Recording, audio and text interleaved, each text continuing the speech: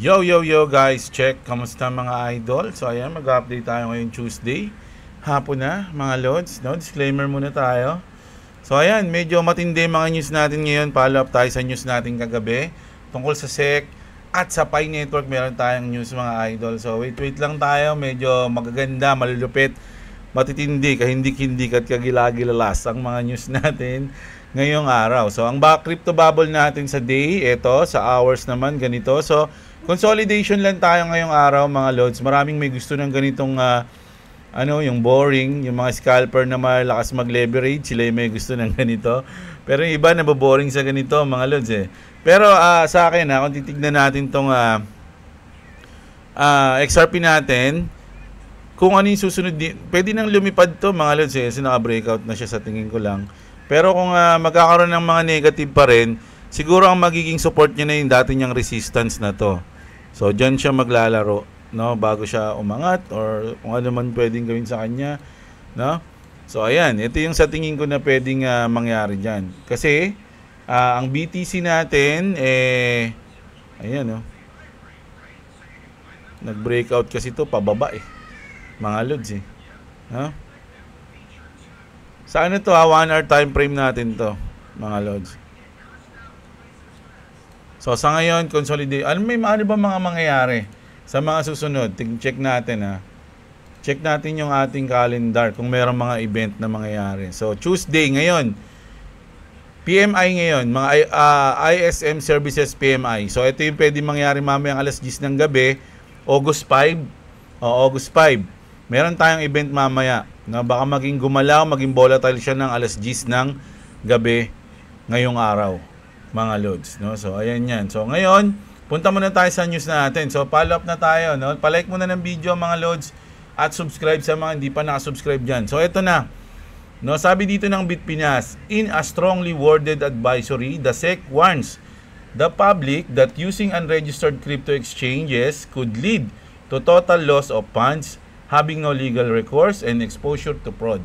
So parang nilinaw lang dito ng nila mga idol na nagwa-warning lang sila sa atin na yung mga unregistered crypto exchanges na pinakita nila kahapon, pwede tayong ma-scam or something kasi hindi siya naka-registered sa Pilipinas eh.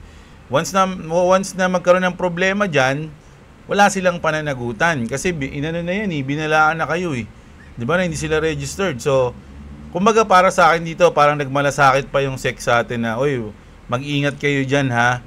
Parang gano'n kasi hindi yan naka-registered sa Pinas. So, kailangan mag-ingat kayo. Huwag kayong padalas-dalas. Baka maubos yung asset nyo, ma-scam kayo, magkaroon ng identity theft, no? Manakaw yung identity nyo. So, gano'n. Mga lods, huwag kayong masyadong mainit sa SEC. Mga lods, sabi nila, huwag kayong masyadong mainit ulo. Parang violent reaction agad kayo eh. Sabing gano'n, no? Sino pa mga violent reaction kagabi? Ayan mga idol So, binabalaan lang. Na wala naman silang sinabi na ibaban nila yan o something na ganun. Di natin sure pero minamatahan nila kaya binalaan tayo ngayon. 'Di ba? So, ganun lang mga idol. Huwag kayong masyadong kabahan o kayo masyadong magalit sa kanila. Kayo naman, no? So, ayan. Kumbaga, may risk yan. Kung risk taker kayo, sabi ng SEC, bala kayo dyan. Di ba? Pero kung gusto nyong hindi kabahan o something, wag na kayo dyan, gano'n. Ano ba yung mga pwedeng gamitin kasi na license dito sa atin? So, ito nga, CoinsPH, GCash, yung Gcrypto ng GCash, yung Maya, yung PDAX. The Philippine SEC has issued an investor alert against several prominent but unlicensed crypto exchange such as OKX, Bybit, Kraken. Here are 4 registered local exchange that Filipino can use. So, ayan nga daw mga idol, no? Local exchanges will benefit the most if international exchanges are banned. Sabi, which local exchange daw? Totoo naman yun na syempre ang magbe-benefit pag naban yung mga foreign exchange is yung mga local exchange. Pero ang tanong nga, gusto ba nilang gamitin yung local exchange, no? So, sa tingin ko naman gumagawa ng paraan yung mga local exchanges natin, no, para ma-educate yung mga tao pagdating sa crypto. Tulad nito mga idol, no? The BSP licensed crypto exchange plans to do nationwide on-ground activations to bring crypto closer to Filipino. So parang i-educate nila yung mga tao. Attendees can get hands-on support on how to create a coins account. O, di ba? Tuturuan lang gumawa ng account. Buy their first crypto, sell and convert to PH. O, di ba? Kumbaga, tuturuan nila, no, yung mga Pilipino para maging aware sila o magkaroon sila ng knowledge pagdating sa crypto wallet, sa crypto coins. And even learn how to cash out directly to local banks or e-wallet. So, gumagawa na sila ng paraan, mga idol, no? Kumbaga, yung sinabi ko kagabi, no? Parang ganun din gagawin nila. Ayun, no? Kumbaga, tuturuan na nila yung mga tao, mga idol, no? Magkakaroon sila ng mga tutorial o something like that. Di ba? A-assist nila yung mga tao, o ganito yan, ha? Gawa kayo ng ganito, ganyan. So, goods yun, mga idol, no? So, ito yung update natin sa issue sa SEC, mga lods, no? Binawarningan lang pala tayo ng SEC, no? Tungkol dun sa mga unregistered crypto exchange. So, yun lang, easy lang, mga lods. Huwag kayo masyado mainit sa SEC, no? Mabait naman yung mga yan, mga lods. Iniisip lang nila yung kabutihan natin. Hindi naman sila may-ari ng mga kinakasaran nating local exchange. Siguro, may nag-uusap-usap sila, pero hindi natin alam mga lods. Malay nyo naman, di ba? Talagang concern lang sa atin yung SEC, kaya binabalaan tayo. O, yun. Ha? So, parang si Trump. O, di ba? Isipin nyo, mga idol, si Trump. Gagawin niya pang batas. Di ba? President Trump is set to sign an executive order. Pag in-order niya ba, baga magiging batas na ba yun? O magkaiba yun? Di ko kasi alam President Trump is set to sign an executive order this week that would punish banks for debunking lawful businesses, no? Including crypto firms and conservatives. So, kasi alam niyo naman na yung bangko, kasi si Trump, pro-crypto siya So, yung innovation natin, yung ating crypto, gusto niya, syempre yung mga bangko nga ngayon, di ba? Inaano na yung crypto. Kumbaga, ina-adapt na nila yung crypto. Nagkakaroon na sila ng mga program o kaya mga something na para kumbaga masama yung crypto sa kanila, mga idol, no? So, si Trump, gusto niya na magtuloy-tuloy yon. Kaya ayaw niya yung mga bangko na dinidebunk yung mga crypto o yung mga companies, no? Tulad ng Ripple. Sinasok pa si Ripple, no? Yung mga ganun, no? Na tatablahin nila, no? Hindi nyo pwedeng tablahin yung mga yan, ha? Sabing ganun, mapaparusahan kayo. Yun yung sabi ni Trump. Ganun siya kaseryoso sa crypto, mga idol, no? Bitcoin is being embraced as a hedge against inflation. O, diba? O, ayan, crypto is to the moon. Sabi nga ni Trump. Ito, mainit ito yung issue natin sa Pi, ha? Anong masabi nyo dito, mga idol, no? Kasi sabi dito ni Pi Network members pala, sorry. I see this breaking news as something alarming. Sabi niya, nakikita niya rin yung balita na to, na-alarma daw siya. The two on top of the Pi project took money from the Pi project and invested into the ulitin ko, sorry mga idol, breed. I see this breaking news as something alarming.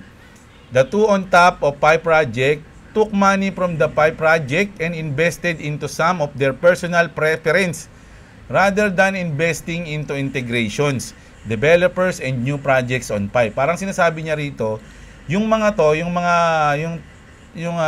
parang developers ng Pi, kumuha sila ng hindi natin alam kung magkano, no? Ng pera sa Pi project, tapos ininvest nila sa iba. No, hindi nila ininvest mismo sa pag-unlad ng Pi. Sabi niya, dapat kung mag-i-invest din kayo, dapat dito na lang sa Pi para mag-grow yung Pi and makinabang yung Pi community na nag-appreciate sa Pi, di ba? Parang ganun.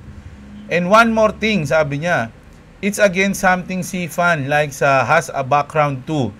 This is actually alarming. Ito naman ang thoughts ko dito, mga idol, no? Kasi sabi dito yan, kinonfirm kasi ito ng The Times of Pi Network. confirm Pi Network Ventures funding. So, Open Mind is building the Android for robots and global system that allows machine to coordinate and communicate. We are backed by, so ito na nga, yung Pi Core team. No, kung titignan nyo dito, andyan pa yung logo ng Pi Network. So, ibig sabihin, sinuportahan nila to. Nag-invest sila dito, hindi natin alam kung magkano. Ang reklamo niya, dapat kung mag-invest ka rin, that's sa Pi Network na lang. Diba? Para umunlad yung Pi, tapos makinabang yung mga Pi community. Eto mga idol sa akin malay nyo naman, yung ininvestan ng developers na to is makakatulong sa Pi ecosystem pagdating ng future. Diba? Malay nyo, magiging partner nila to. Sa akin, goods to Kung sa kanya, hindi to goods, para sa akin, goods. Yeah? Kasi parang partnership yan Malay nyo naman, para naman talaga sa Pi yan. Diba? Kumbaga, makakatulong yan, mga loads. No? So, yun yung sa akin dito. Kayo, ano masabi nyo rito? Kasi maraming comment dito na parang bad trip sila sa Pi Marami rin nagsasabi na greedy daw yung mga developers ng Pi Network. 'Di ba? Ganun, pera-pera. So, hindi natin alam, hindi natin sure. Chismis lang 'yun 'Di ba? Paano kung hindi? Paano kung nahihirapan talaga sila at ginagawa nila ang lahat para umunlad yung Pi Network? Naghahanap sila ng mga partner tulad nito, 'di ba? So ayun, maging open-minded lang tayo Kasi open-mind na nga yung ininvisan nila Hindi ka pa magiging open-minded. Ano ka ba naman? Oh. 'Di ba? So ayan yung news natin sa Pi. Huwag kayong malungkot diyan. South Korea passes a major tokenized security law. Banks can now tokenize bonds, stock and private equity on blockchain. So hindi na sa atin to, bago sa atin to mga idol. At alam niyo naman kung anong paboritong coins ng South Korea, 'di ba? Ilang nagta-top 1 nga yung ano diyan yung XRP sa pinakamalaking crypto exchange sa kanila Parang ngayon lang yung tinitrade nilang coins Ay mga idol disclaimer ulit hindi ako financial advisor mga loads, no? Huwag kayong babasa sa akin para bumili, mag-hold o magbenta ng coins. Do your own research, no? Isa lang akong tambay na nag-content ng crypto at nagbabalita. No, okay, bumase. So nag-news lang tayo dito mga idol, no? So dito parang obvious na, no? Syempre, alam na 'yan. Ito pa si Smoke pa yung nag-post nito. Alam niyo naman si Smoke.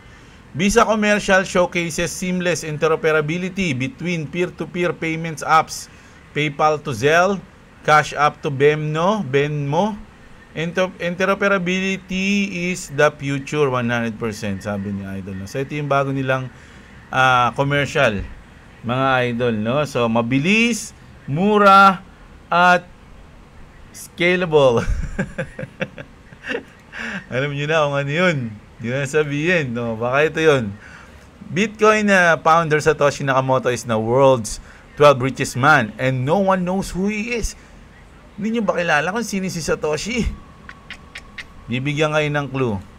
Bibigyan kayo ng clue nito. Si Arthur Brito daw, mga lods. Kasi merong game si Arthur Brito dati, no? Arthur Brito video game, Crypt of Medea. Ito yung parang niya, game na ginawa ni Arthur Brito noong 1984. Tapos di pa ako pinapanganak niya na. Came with cryptically encoded hint sheet to guide players in times of dire need. In read, these hints are encoded in cryptic messages. While these hints will not give away the answer, they may help you through situations. Mga idol, no? So sound similar mga idol. So ganun yung ginagawa ni Bearable Guy, di ba? Nag-hint sila. Alam niyo naman sa mundo ng Ripple ng XRP, napakaraming riddle dito.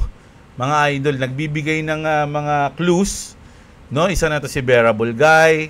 Ayan, si Mr. Pool, si Baba Cub, di ko alam kung paano basahin yun. So, meron silang mga clues kung ano yung mga pwedeng mangyari sa future, mga idol. Parang yung game na ginawa ni Arthur Brito. So, parang kinukulo nila dito na si Bearable Guy ba si Arthur Brito? At marami rin nagsasabi, no, na isa sa mga founder ng Ripple, baka doon isa Satoshi. Sino ba yung mga founder ng Ripple? Si Arthur Brito, si Chris Larsen, si Jed McCaleb ba yun? Tama ba? David Schwartz. Sila daw. Baka isa sa kanila. Baka nga siya. Ayan. Siya na isa si Arthur Brito, mga idol, hindi rin kilala kung sino to. Alam ko eh. Wala. Ngayon si David Schwartz, alam natin, may ex yun. Si Arthur Brito, meron siyang ex account. Pero wala naman yung itsura niya dyan. Wala yung mga post niya. Tignan niyo yung mga post niya. Wala siyang post. Diba? Ang post niya lang ng June 24 at eto yun, mga lods. Yung mukha lang na walang bibig. Diba? Walang nakakakilala kung sino si Arthur Brito. Parang si Satoshi. Diba? So, ano kaya mangyayari kapag in-announce na si Satoshi Nakamoto is isa sa founder ng Ripple? Anong mangyayari sa tingin nyo, mga idol? Just asking. Asking for a friend. Bullish. Traditional banks have invested on 100 billion in blockchain from 2020 to 2024 with 90% of finance expecting massive impact by 2028 according to a Ripple back report. Mga lodi, Ripple back report? Ayan So, ina-adapt na po ng traditional banks. Kaya nga nagagalit na si Trump pag sa mga bangko na hindi mag-a-adapt niyan 'di ba? Yusin nyo, sabi ni Trump na ganun, mga idol. So, ang epekto nito is baka malaman pa yung impact sa 2028 sa susunod na cycle. The next cycle pa pala, taragis yan, nanghihintay na naman tayo. Ano ba yan? Di ba? So, ito. Nagsalita si Paul Atkins, mga lodi, ang ating chairman ng SEC, mga lods, We will make sure that the next chapter of financial innovation is written right here in America. So, ibig sabihin, mga idol, Amerika yung talagang, ang gusto talaga ni Trump is Amerika yung magli-lead. Siyempre, pag Amerika yung magli-lead, ano yung mga gagamitin natin? Mga made in America. 'Di ba? Sa innovation, sa crypto, sa financial system. Made in America, dapat. 'Di ba? So, pag made in America, kasama ba yung, sorry po sa mga idol natin, kasama ba yung Bitcoin doon? Kasama ba yung Ethereum doon, mga lodi? Made in America ba sila? So, check natin, Check natin, mga idol, Categories tayo sa CoinGecko para malaman natin. Made in USA. Ayan, nakita nyo, made in USA na coins. Ano yung number 1? Ito number 3 siya sa buo. Number 1 na made in America, na US, na coins pala, XRP, Solana, Cardano, USDC, wala yung USDT dyan, mga lodi. Wala yung Bitcoin, wala yung Ethereum. USDC, Cardano, XLM, Sui, Chainlink. So, tignan nyo na lang pagdating sa made in the USA na coins. Kung ikaw si Trump, mga idol, gusto mo sa Amerika magsisimula, hindi mo ba gagamitin yung mga made in America na coins? Di ba? Ayun lang yung tinatanong lang ng friend ko. Hindi ako. Di ba? Kaya nga sabi dito ni Stewart Alderotti, which is advisor ng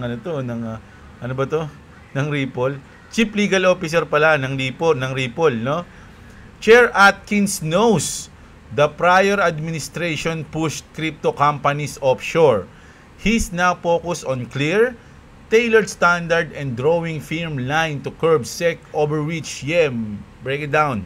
Sabi niya, mga idol, So, kayo.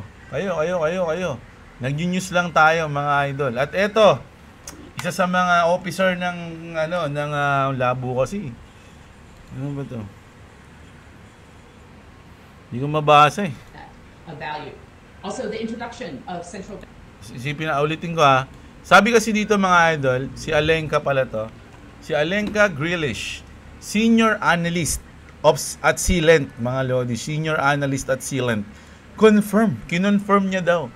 Confirmed as sweep CBOS that XRP and XLM are set to play a key role in the future financial system. Nako. So, ito yung sinabi niya na binanggit na, medyo mahaba kasi yan ESG, as part remittances. So lots of interesting energy there. And we're seeing cryptocurrencies like XRP, Stellar Lumens, and stable.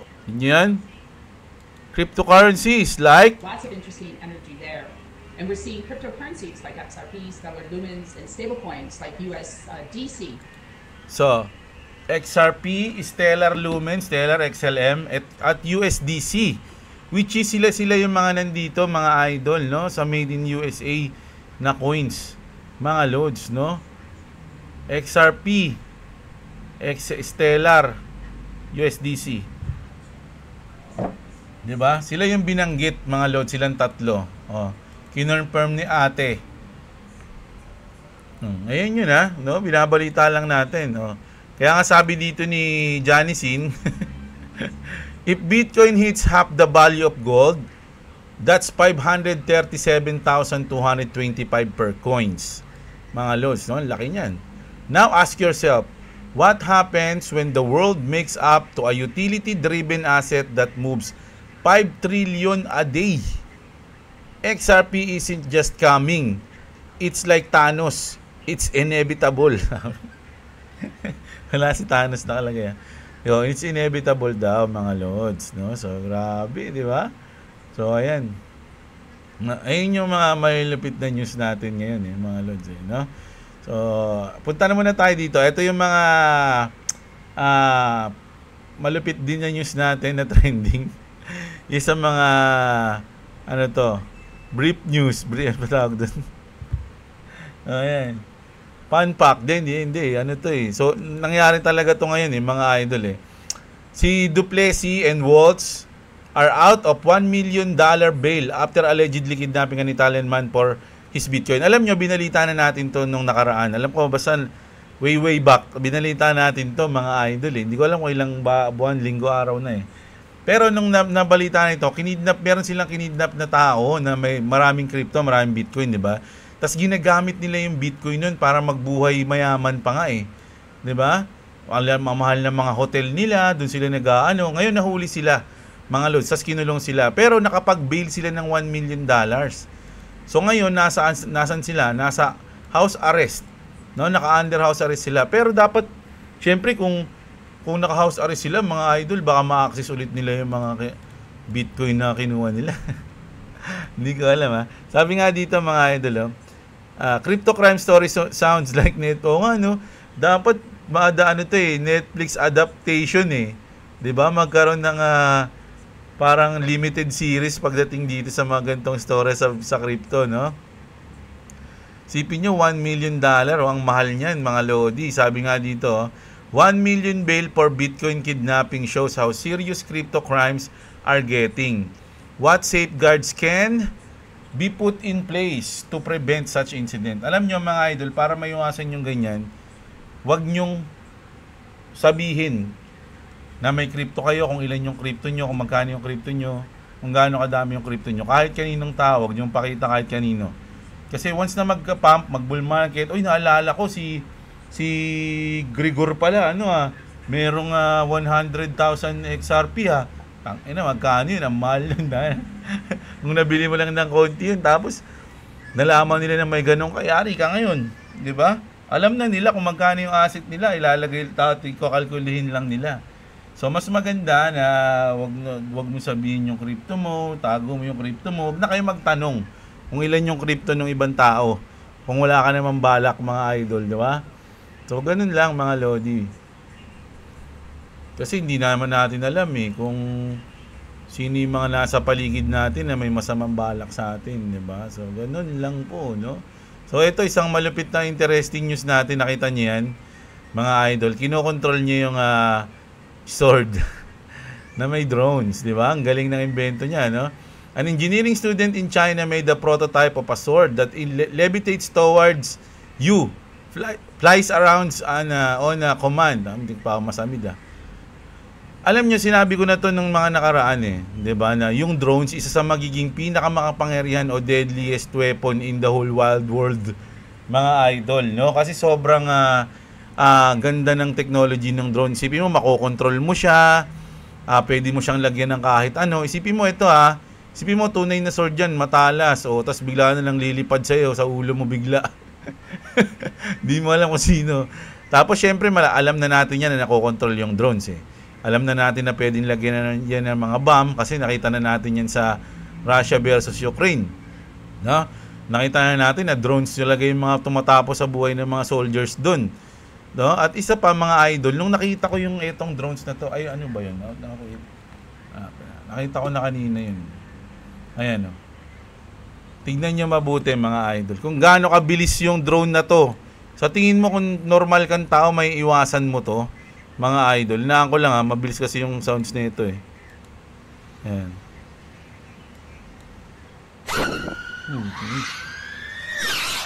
Narinig yun. Nakita nyo yun, narinig nyo yun mga idol. Sobrang ganun. Isipin mo madaming ganun. Madaming ganun ka. Hinaan ko na ha. Madaming ganun katindi, ganun kalupit, ganyang kabilis. Sasalakay sa inyo. Eh no. Yung isipin nyo, nakokontrol yun ha, mga idol ha. 200 kilometers, 1 seconds lang. Di ba? Kaya nga sabi ko nga mga Lodi, yung drones, isa sa mga pinaka magiging most powerful weapon yan sa mundo in the future. No? Kahit nga ngayon, ayan na yung most powerful eh. Ito hindi ko pa ito napapanood ha. Check lang natin to ha. Natin. Mukhang mabilis din to. Malupit din to. Hinaan ko na may sounds eh. Baka makapiright. Ang bilis din no mga idol no. Grabe tumatumbling vertical po. Ayan no, ang dami oh. Yung katapusan na natin. Kapag may ganyan yung China. Eh China pala eh no. China's official media Xinhua News Agency released a video. China flying drone has a maximum speed of 200 kilometers an hour per hour and can accelerate to 100 kilometers in less than 1 second. It can perform difficult actions such as spiral flips, inverted flight, rapid ascents, and descent, and can kill you instantly. Di ba? Grabe mga idol. So, sobrang interesting ng mga ganitong news. At nakakatakot din pag ginamit nila to to destroy, no? Weapon to destroy, mga idol, no? Grabe, ano? Zing! Oh, mga ganun siya. Nakakatakot. So, itong news natin na to, basic lang yan. Pero, ang galing niya kasi inimbento niya yan. Yung Chinese na yan. Mga lods, no? Nakakatakot sa China, mga idol. Yung technology ng China mukhang talagang natatapatan o baka malampasan pa yung technology ng US, mga idol, no? Dahil sa parang ina-accept, kumbaga, ina-adapt talaga o ina-appreciate nila yung mga ganyang invention. So, may mga support na natatanggap yung mga yan. Hindi katulad sa atin na pag naka-invento ka ng ay, pagkapirahan na yan, nakawin na sa'yo. Iba sila. Kaya nga third world country tayo, di ba? Wala tayong mga ewan ko, no? So, ayun. Grabe yung mga news natin ngayon, mga idol. Grabe. Pagod ako kakasalita. Pangatlong record ko na to eh. Lagi ako na umamali eh. Grabe. So, mamayang gabi na lang tayo magbabasa ng comment ha, mga lord. Sorry. Natutuyuan na ako ng tubig sa lalamunan eh. So, mamayang gabi, babawi ako sa inyo, mga idol. Basa tayo comments. Kita-kits tayo mamaya, mga idol. Maraming salamat sa mga nanood. Sana enjoy nyo at wag na kayong kabahan, no? Winawarningan lang tayo ng SEC ng Philippines. Kita-kits, maraming salamat sa inyo. Magandang araw sa inyo, mga kapatid. At what's up? Subscribe to Clavis TV. Subscribe to Diablo. If you want to subscribe to me, so look at the description. Also, I'm gonna upload a video with my puppet.